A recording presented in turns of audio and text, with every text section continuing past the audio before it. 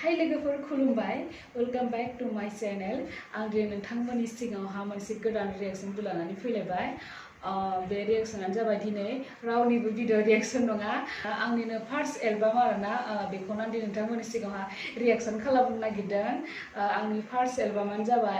मेथाइया जाबाय मैथाबारिनि आगिदुरलायनाय आरोना आंनि फार्स्ट मिउजिक भिडिअमोन बियो बेयावहा हिरो महरै दङ रमान केरकाटारि ओमफ्रायो गोबां फिल्मावनो बिथाङा फिफानि रलाव दं आरोना जेरै माबाबो दं बियो गोथै सहआवबो बियो पुलिसनि रुल खालामो ओमफ्रायो दायनाया सरावबो बियो डाकुनि बिफा लायो माने गोबां फिल्मावनो बियो फिफानि रुल लायो आरोना ओमफ्रायो आंजोंबो बियो दा गोदान मोनसे शुटिं सोलिगासिनो बर' फिल्म दाहानि अर होननाय बेयावहा माने जों सानैजों बिमा बिफानि रुल खालामदों आरोना एक्ट्रिसनि बिमा बिफा आरो प्रडिउसाराबो गोदान प्रडिउसारनि मुङानो जाबाय अरु बसुमतारी आरोना ओमफ्रायो एक्ट्रिस बे फिल्मावहा एक्ट्रिस महरै दङ करिश्मा बर' ओमफ्रायो एक्टर महरै दङ गुथाल नार्जारी आरोना ओमफ्राय बेयावनो माने जोङो सानैजों डिसकाशन खालामलायनायनि गेजेरजों माने जोङो बे भिडिअखौ बानायनाय जादों आरोना जों सानैजों मोनसे एलबाम बानायनि दे मिउजिक भिडिअ इदि होननानै आरोना जेनेबा बैसागु बायदि स्टाइलनि नालाय ना ओंखायनो जों बेखौनो लाबाय आरो फार्स्ट टाइमबो नालाय बैसागुफोराव एसे इजि जायोना थेवब्लाबो माने आङो नांगौ बायदि पारफेक्ट एक्टिं खालामनो हायाखै जोङो गोदानसो नालाय ओमफ्राय लकडाउनबो जाहैबाय फार्स्ट टाइम जों जेरैबायदि नांगौ बेबायदि एक्टिं खालामनो हायाखै आसा खालामो नोंथांमोना आंनि भिडिअखौ नायबाय होननानै ओमफ्रायो मेथाइखौ रोजाबदोंमोन रिजुमनि बसुमतारी आरो बिकास बर' आरो मिउजिकखौ होदोंमोन आदा बिपिन बर' आरो ओमफ्राय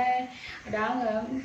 थोदो बिदिब्ला भिडिअखौ आं स्टार्ट खालामनोसै नोंथांमोना गारनानै दाथां आंजों लोगोसे जोबजासिम नायफैबाय था मानोना आं बेयावहा नोंथांमोननि सिगाङाव आंनि फार्स्ट टाइम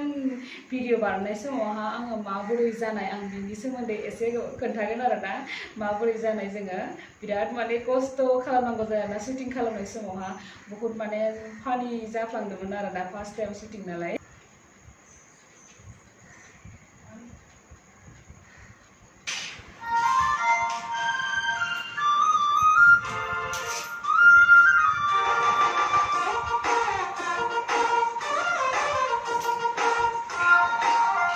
हिरोइन एन्ट्रि जाबाय जाम्बु टिटि हिरोनियानो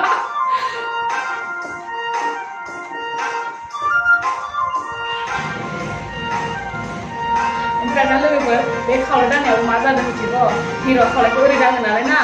मेकआप माने खावसे गुगालायदो आरोना फार्स्ट टाइम आङो दाना मेकआपानो गुगा जोबलायलायबाय होननानै दांनायाव क्लासनो मेकआपखौनो गुगा होलायदो आरो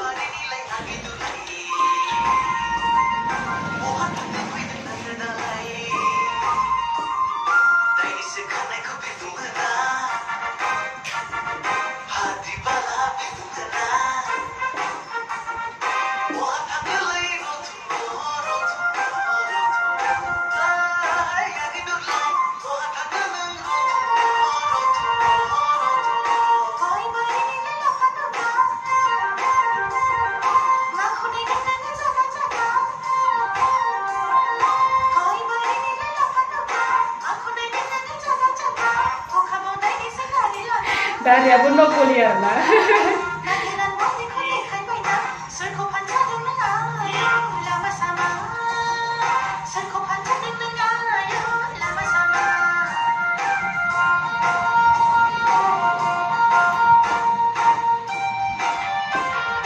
बेयावबो मा घटना जादों बाप्रि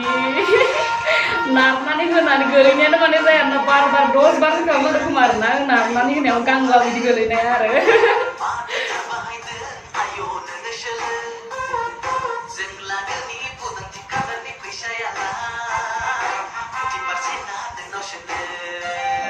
फैसा बुरजा बिदि गोदाना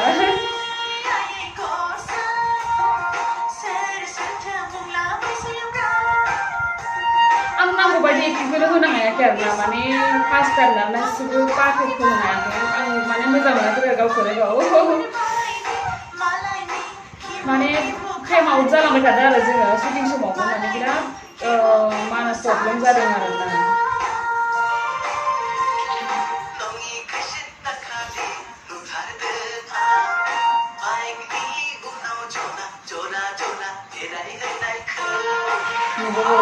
नुबोलायसो नालाय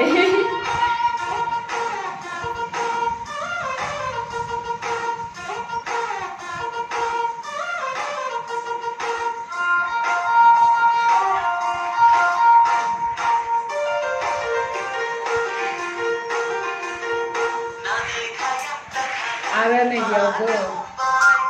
बहुत प्रब्लेम जादों आरोना मा होनो सगना फिसाजो ओरै बुना होनायावथ' बुना होदो जेबो नङा आखायाव इदि हमनानै बोयो आरोना इदि हमनानै इदि बोनायावहा माने आखाया सादो आरोना जा गोरा हमनानै बोमार आरोना रियेलि बोनाय बायदि मोनलायलायदोंमोन आरोना आङो मा होनो ओमफ्राय आंनियावहाय एसे कमप्लेन होदो आरो जेनेबा आखाइखौ एसे लासैनो हमनानै सादों होननानै साननै गाहाम सानानै थांदो आरो खिन्थु आं जेबो मोनाखै जेबो सानाखै आरोना मानोना शुटिंफोरावहाय बेबायदि जाखायो नालाय थेवब्लाबो माने आङो शुटिं समावहाय एसे कमप्लेन होदो आरो आखाइखौ एसे लासै हमनानै बोनानै सादों बिदि होननानै आरोना मा जाखोना भगवाननि दाना हरबायबालाय ना मा खालामनो होननानै आं थेवबाबो माने गावनि इन्टारेस्टखौ लाखियो आरोना जेनेबा आंथ' बिराद मिउजिक मोजां मोनो नालाय आं खिन्थु बानायगोन होननानै बुङो आरो थेवब्लाबो सिखारबो देजाबाय देस्लाबजादिया जोबना होबायावनो So guys, भिडिअ जोब्बाय दिनै थेंक इउ सो माच आंनि भिडिअखौ जोबजासिम नायनायनि थाखाय दिनै एसेनोसै बाय बाय नेक्स्ट भिडिअ लोगो मोनलायसिगोन थेंक इउ